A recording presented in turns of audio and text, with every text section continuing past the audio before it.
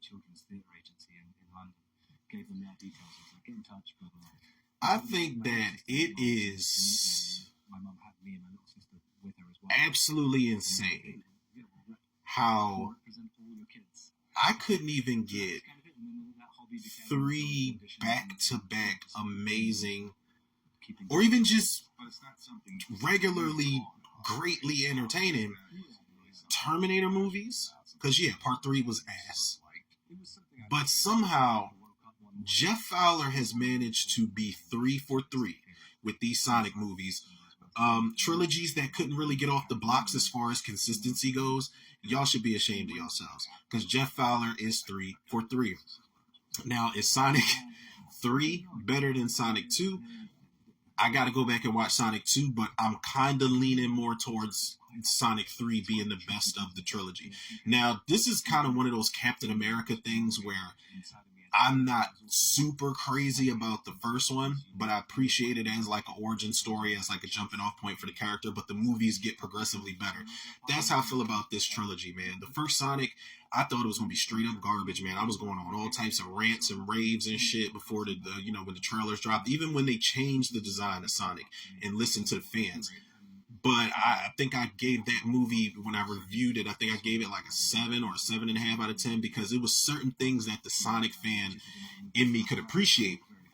And then Sonic 2 was just such a step forward in the right direction. But now, like, yo, I'm not even going to hold y'all, man. I'm not going to spoil anything about this movie, but I'm just going to say this. I got to say a couple things about this. Jeff Fowler's 3 for 3. The series is getting better. With what we're doing now in this movie, with what we've done in this movie, the possibilities are endless. You can make as many Sonic movies as you want to. You can have as many spin-offs as you want to with so many different characters.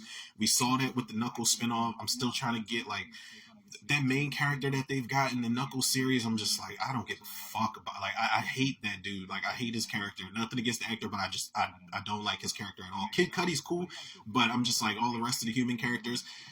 It's a big fucking problem that I have with all of these movies. And now that we've gotten to a third movie, when we're introducing Shadow and introducing other characters I won't even mention, just, it's a lot going on in this movie.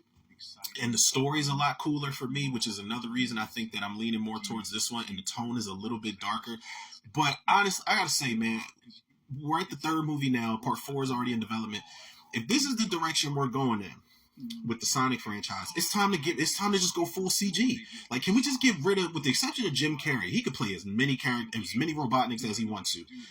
Honestly, Jim Carrey, even in a Sonic movie with Knuckles and Tails and Shadow being a badass, Jim Carrey's still the highlight, man. Jim Carrey's having so much fun with these movies that he's teasing the idea of returning to other films, man, doing a sequel for The Mask. Somebody asked him about A Mask Part 2. Somebody asked him about The Grinch Part 2. He's so far from retirement, man. Jim Carrey seems like he's still in his prime a little bit with this role, man. And him playing dual roles in this movie, I can't decide which one was funnier, which one I enjoyed watching more.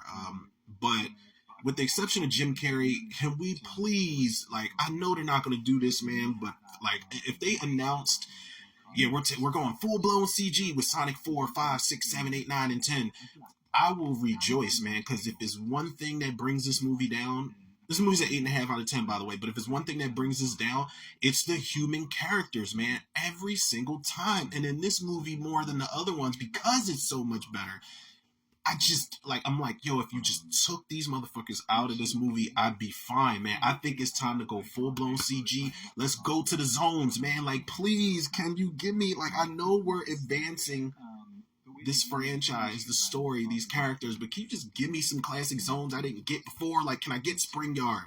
Can I get Starlight? As much as I hate Chemical Plant, can I get Chemical Plant or Metropolis? We got a little bit of Sky Zone. Can I get can I get Carnival Night or Hydro City? Was it Hydro City in Sonic 3? I don't know. But, can we go full-blown CG? I know it's going to be more expensive, but you see they got the budget here with this movie.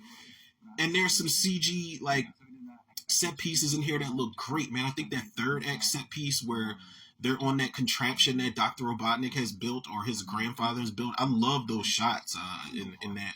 in that film, man. The shots of them just looking down at Earth while they're in space. I love it, man. It looks great. And while I won't spoil anything, I definitely think that the mid-credit sequence here is one of the more reasons why we should go straight CG with this shit. Because it's like, the CG characters are so much more entertaining to watch than the human characters, man. And that's so weird that I thought Planet of the Apes was the only type of films that I could say that about. The later Planet of the Apes movies, where I'm enjoying the CG motion capture performances more than the actual actors, man. It's really crazy this day and age that we're in, where that is a thing. But the movie's fire, man. I love the shit that they get into with Shadow in this movie. It really makes me mad at myself that I kind of was distancing myself from the Sonic franchise once Sonic Adventure 2 came out. I had Sonic Adventure 1 on Dreamcast. That basically was Grand Theft Sonic. You know, you was running all over the city and running all over the zones and shit like that. I love that game. Then Sonic Adventure 2 came out, and I think that was when they introduced Shadow, and it was like San Francisco, you're skating down the streets and shit like that, or snowboarding down the streets, whatever it was. And I didn't really get too much into the series when Shadow was in there, but I wish that I had, man, because Shadow is one of the most fleshed out characters in this entire franchise at this point, man.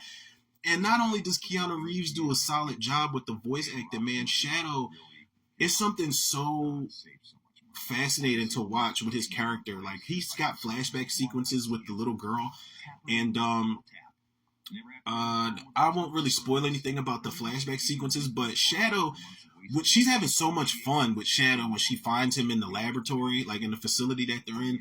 But Shadow, the way that they captured this CG, he really is reacting like an animal would, or a creature would. Like, y'all know how we're so fascinated with cats and dogs and shit like that, and they kind of just look at us like all confused, like, y'all don't even know, like, what the fuck is up with you, man? Like, I don't know what you're doing, I don't know what you're into, I ain't really feeling it, type of thing.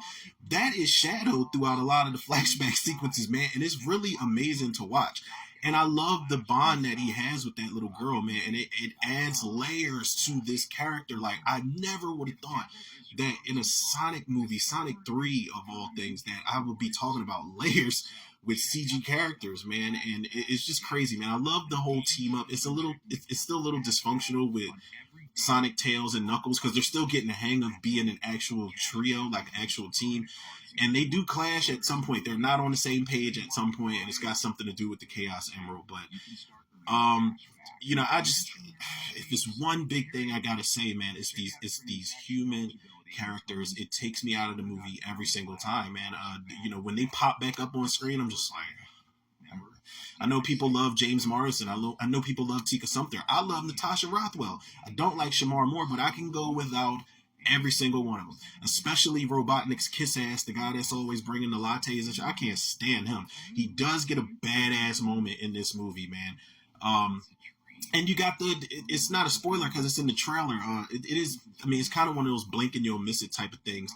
The Chow Garden's in here from Sonic Adventure, man. And I swear, I know I'm not crazy. I know the Chow, you throw the eggs and they hatch, but I swear you could put one of the Chow on the memory cards for Dreamcast and treat it like a Tamagotchi type of thing. Am I tripping? I swear that was a thing back in Sonic Adventure. But yeah, man, this is an 8.5 out of 10, man. It's very minor gripes about this. Like I said, Jeff Fowler's 3 for 3.